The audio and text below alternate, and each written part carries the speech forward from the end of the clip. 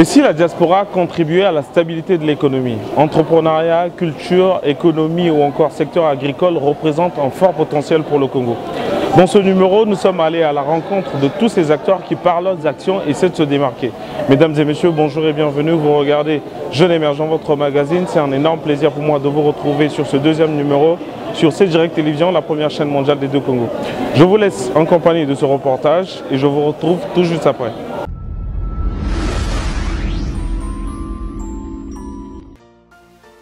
Et si le Congo, par sa diversité, devenait une référence mondiale? Économie, culture, tourisme, nouvelles technologies, développement durable, c'est sur 2 jours que cette première édition de Soft Power Days s'est déroulée à Brazzaville. Conduit par Marien Foné-Ngombe, les ateliers citoyens du Congo ont été à la hauteur. Pour cette première, nous l'avons reçu sur le plateau pour vous. Retour en images de ces grands moments d'échange. Banquier d'affaires, plus de 15 ans d'expérience dans le monde de la finance, entrepreneur, conférencier, coach sportif, amoureux du Congo et afro-capitaliste convaincu, Loïc Makosso est associé gérant chez RES Investment, une société de conseil financier à vocation de banque d'affaires. Découvrez le portrait de celui qui veut contribuer au développement de l'Afrique grâce à l'émergence des champions nationaux. Mesdames et messieurs, bienvenue dans votre magazine Jeune Émergent.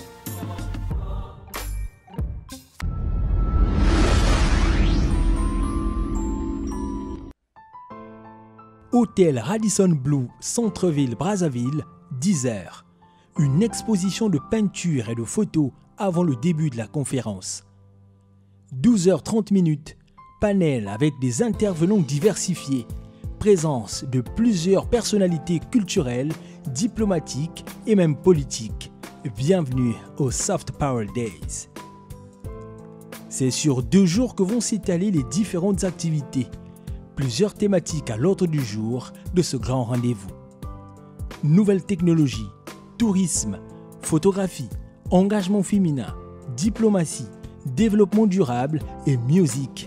Organisé par les ateliers citoyens du Congo, les Soft Power Days souhaitent éclairer le Congo à travers son industrie culturelle et créative, moteur de développement socio-économique.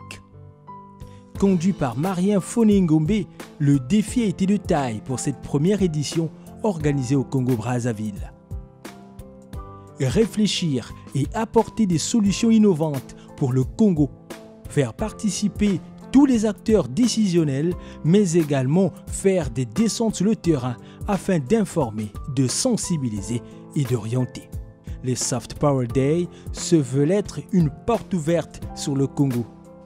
Ensemble, construisons le Congo de demain et faisons de ce pays une référence qui positivement influencera notre environnement à travers cette grande conférence. L'appel que lançait aux Congolais et aux expatriés afin de prendre conscience de l'énorme potentiel que regorge notre pays. Notre patrimoine est riche à travers notre position géographique, un sous-sol riche, un brassage de culture, un vaste réseau touristique, des sols fertiles.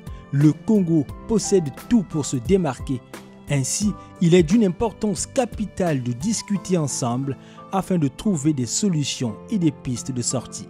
Pour la suite, nous avons retrouvé toute la grande équipe des ateliers citoyens du Congo le lendemain dans le quartier Mungali, précisément au centre culturel Zola. Pour cette deuxième journée, l'accent a été mis sur les artistes musiciens et les entrepreneurs qui font du Made in Congo vitrine phare de notre pays. Chant, danse, slam et mode, stand-up, stand d'exposition, ce jour était spécialement réservé aux artistes dans toutes leurs formes de création et expression qui n'ont pas hésité à travers leur créativité à valoriser le Congo. La culture est le langage d'une nation. À travers cette deuxième journée, plusieurs artistes ont pu dévoiler leur talent face à un public curieux. Nous avons eu l'occasion de recevoir Marien Foné Ngombe, président des Ateliers citoyens du Congo, sur notre plateau. Avec lui, nous avons échangé sur cette première édition au Congo-Brazzaville, mais également à la vision à long terme des projets à venir, mais également sur sa vision à long terme. Et si le Congo prenait de la valeur à travers la diversification de ses activités, culture, entrepreneuriat, écologie, tourisme ou encore secteur agroalimentaire, c'est ces différents secteurs ou encore c'est cette différente manière de faire que prônent aujourd'hui les ACC, les Ateliers citoyens du Congo, qui ont lancé les soft power. Nous les avons visités pendant 2 jours. Sur ce plateau avec moi, M. Marien Ngombe, bonjour et bienvenue. Bonjour Emmanuel. On vous a raté pendant les 2 jours, mais c'est un plaisir pour nous de vous recevoir enfin sur ce plateau. Je rappelle que c'est pour la 2e fois qu'aujourd'hui les ACC vont passer dans Jeune Émergent Magazine, mais en exclusivité nous avons son président que vous êtes. Alors ça a été long, ça a été beau, diversifié. Quelle impression vous avez de ces 2 jours encore pour cette première édition des ACC au Congo-Brazzaville? C'est plutôt une impression de satisfaction. C'était très riche, on a eu beaucoup de monde samedi, on a eu beaucoup de chance et ça a été une longue organisation. On a commencé à organiser les choses depuis Paris et les panels étaient intéressants. La vraie question à chaque fois c'est ça. En réuni, il y a du monde, c'est bien beau, mais est-ce qu'il y a du contenu? Et là, on a des intervenants de grande qualité. On a parlé d'architecture, développement durable, conditions de la femme, différents sujets et différents intervenants qui ont pris différents angles pour nous parler du soft power. C'était très riche. Alors, c'est vrai que c'était très riche, mais conférences, interventions, c'était un peu trop cérémonial. Pour les prochaines éditions, est-ce que vous avez prévu des descentes sur le terrain ou encore des ateliers de formation, en tout cas toucher du bois, passer à l'action en fait? C'est bien que vous m'en parliez, parce qu'en fait là on a planté le décor. On s'est dit ok, on va commencer par déjà expliquer le concept, que chacun soit sensibilisé, société civile et décisionnaire. Mais on s'appelle les Ateliers citoyens du Congo, ce n'est pas par hasard. Donc ce qu'on veut, c'est qu'on puisse réellement faire des ateliers. Là, je ne peux pas en dire plus, mais on est déjà sur la 2e édition. On la voit sur 3 jours. On voit des ateliers avec des experts qui viennent. Et non, c'est vraiment prévu. Et pour aller sur le terrain, moi, avant de faire cette rencontre, j'étais dans le Nord, j'ai fait différents villages du Nord, prendre un peu des réalités.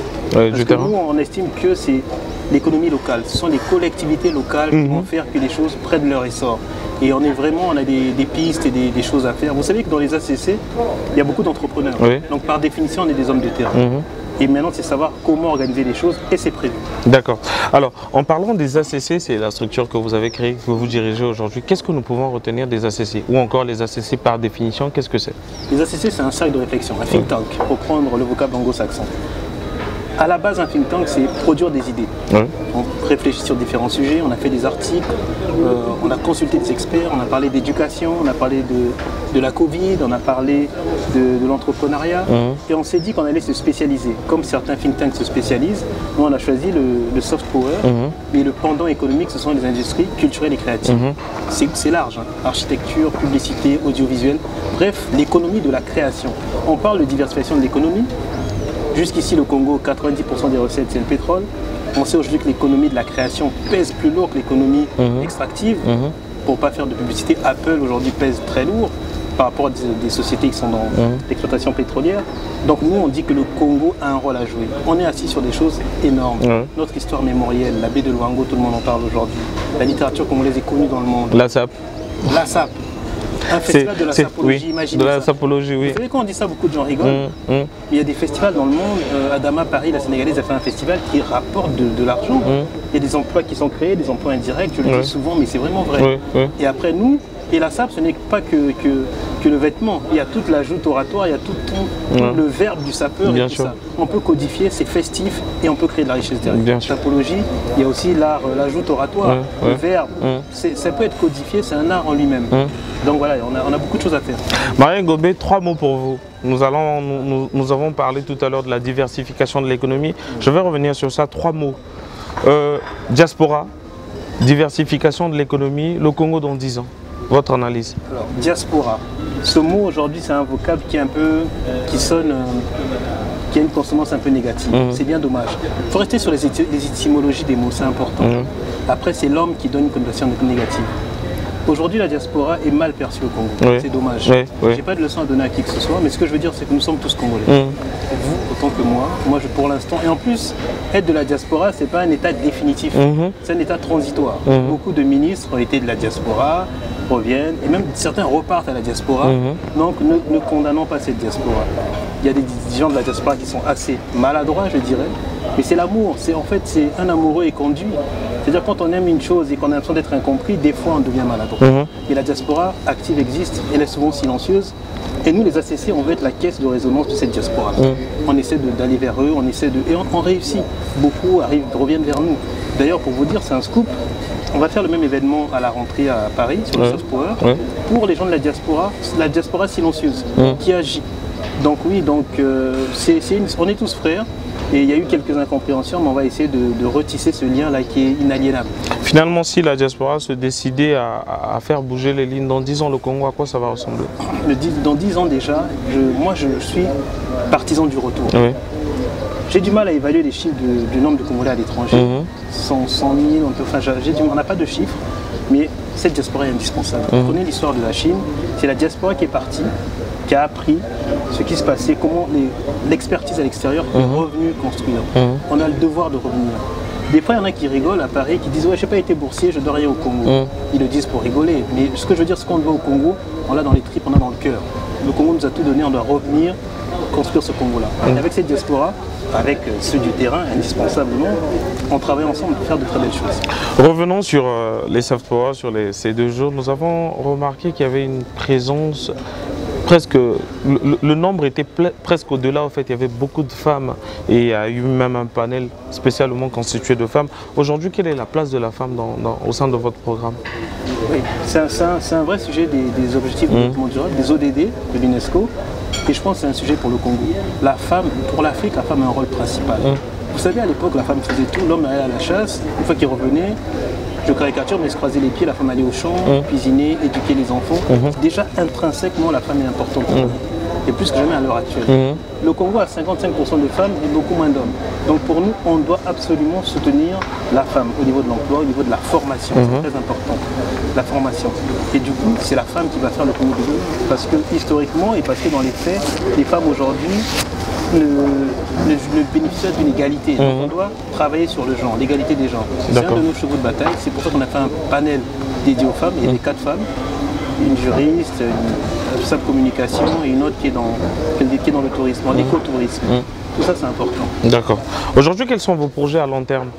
À long terme, je ne sais pas si je suis superstitieux, je ne sais pas s'il faut tout dire comme ça, mais on est un cercle de réflexion. Nous, on l'a créé pour sensibiliser la société civile congolaise.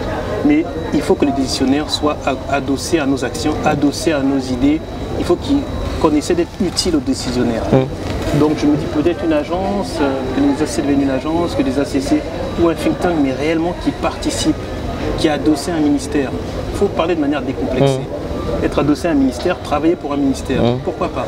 C'est ça que nous voulons, parce que nous donnons des idées, en plus des conseils que peut avoir un ministre. Et nous sommes dans l'action, nous agissons. En parlant d'un ministère ou du gouvernement, votre initiative, elle est belle, elle a fait beaucoup de bruit dans la ville, mais est-ce que vous avez eu l'accompagnement de l'État?